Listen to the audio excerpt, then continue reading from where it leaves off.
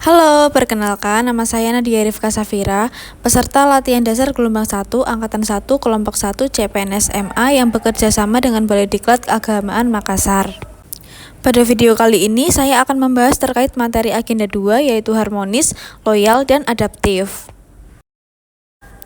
Pertama, kita akan membahas terkait materi harmonis. Pengertian harmonis. Harmonis berarti keselarasan, keserasian, atau seia sekata. Harmoni adalah dengan sedemikian rupa hingga faktor-faktor tersebut dapat menghasilkan suatu kesatuan yang luhur.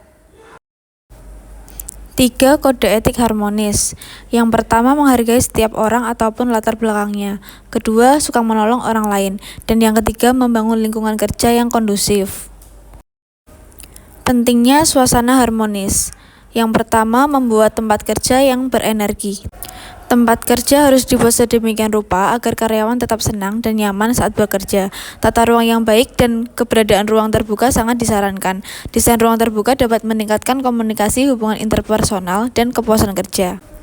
Kedua, memberikan keleluasaan untuk belajar dan memberikan kontribusi. Kita dapat mencari ide dari orang-orang yang berada dalam tim. Hal tersebut mampu meningkatkan keterlibatan dan rasa memiliki karyawan dalam sebuah bisnis atau organisasi. Dan yang ketiga, berbagi kebahagiaan bersama seluruh anggota organisasi. Dengan membagi kebahagiaan dalam organisasi kepada seluruh karyawan, dapat meningkatkan rasa kepemilikan dan meningkatkan antusiasme para karyawan.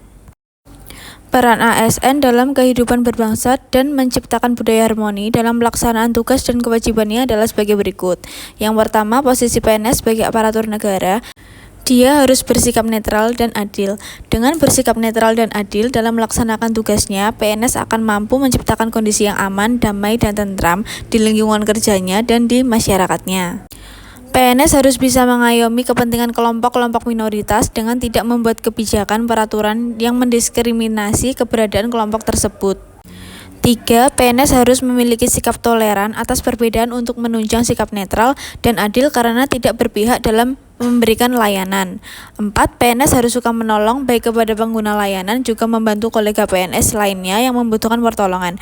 Dan yang kelima, PNS menjadi figur dan teladan di lingkungan masyarakatnya. Untuk selanjutnya kita akan beralih ke materi loyal. Pengertian loyal. Bagi seorang pegawai negeri sipil, kata loyal dapat dimaknai dengan kesetiaan, paling tidak terhadap cita-cita organisasi dan lebih-lebih kepada negara kesatuan Republik Indonesia. 3. Kode etik loyal. 1. Memegang teguh ideologi Pancasila, Undang-Undang Dasar Negara Republik Indonesia tahun 1945, setia kepada NKRI serta pemerintahan yang sah. 2. Menjaga nama baik sesama ASN, pimpinan instansi, dan negara. Serta yang ketiga, menjaga rahasia jabatan dan negara. Loyalitas merupakan suatu hal yang bersifat emosional.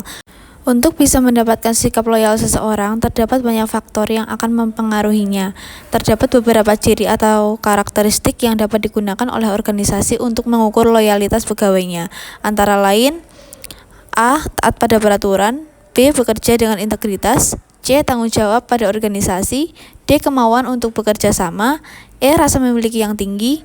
F. Hubungan antar pribadi. G. Kesukaan terhadap pekerjaan. H. Keberanian mengutarakan ketidaksetujuan. Dan I. Menjadi teladan bagi pegawai lain. Membangun perilaku loyal. Untuk menciptakan dan membangun rasa setia atau loyal pegawai terhadap organisasi, hendaknya beberapa hal berikut dilakukan. 1. Membangun rasa kecintaan dan memiliki. 2. Meningkatkan kesejahteraan. 3. Memenuhi kebutuhan rohani. 4. Memberikan kesempatan peningkatan karir. Dan yang kelima, melakukan evaluasi secara berkala. Selanjutnya, materi adaptif. Pengertian adaptif. Adaptif adalah kemampuan atau kecenderungan untuk menyesuaikan diri dengan keadaan atau situasi yang berbeda. Adaptif juga dapat diartikan sebagai kematangan diri dan sosial seseorang dalam melakukan kegiatan sehari-hari. 3. Kode etik adaptif. 1. Cepat menyesuaikan diri menghadapi perubahan. 2. Terus berinovasi dan mengembangkan kreativitas. 3. Bertindak proaktif. Terdapat beberapa alasan mengapa nilai-nilai adaptif perlu diaktualisasikan dalam pelaksanaan tugas-tugas jabatan di sektor publik, seperti diantaranya perubahan lingkungan strategis, kompetisi yang terjadi antar instansi pemerintahan, perubahan iklim, perkembangan teknologi, dan tantangan praktek administrasi publik. Adapun ciri-ciri penerapan budaya adaptif dalam lembaga pemerintahan antara lain sebagai berikut. 1. Dapat mengantisipasi dan beradaptasi dengan perubahan lingkungan. 2. Mendorong jiwa kewirausahaan. 3. Memanfaatkan peluang-peluang yang berubah-ubah. 4. Memperhatikan kepentingan-kepentingan yang diperlukan. Dan yang kelima terkait dengan kinerja instansi. Berikut penjelasan tentang materi yang dapat saya sampaikan. Terima kasih.